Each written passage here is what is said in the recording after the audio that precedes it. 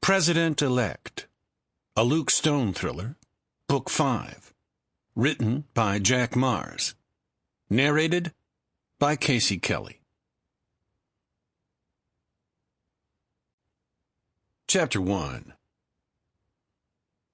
November 2nd, 2:35 a.m. Eastern Standard Time, near the Tidal Basin, Washington, D.C. "Okay," the man said, his breath drifting away in plumes of white. "What are we doing here?" It was late, and the night was chilly, with a light rain falling. The man's name was Patrick Norman, and he was talking to himself. He was an investigator, a man accustomed to spending long periods of time alone. Talking to himself was part of the job.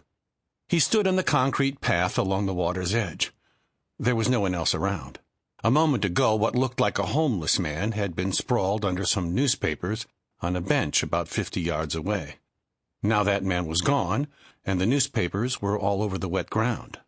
From where Norman was, he could see the Lincoln Memorial far to his right. Directly in front of him, and across the tidal basin, was the dome of the Jefferson Memorial, lit up and shimmering blue and green. Lights glinted on the water.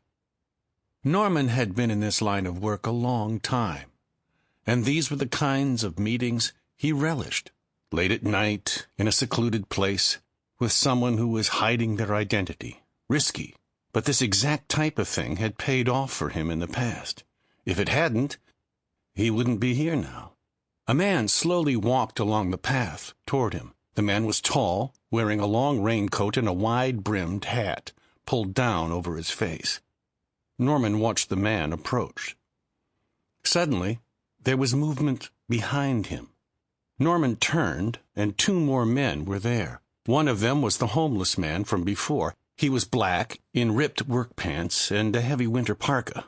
The parka was wet and stained and dirty. The man's hair stood up in odd tufts and curls on the very top of his head. The second man was just another nondescript nobody in a raincoat and hat. He had a bushy black mustache.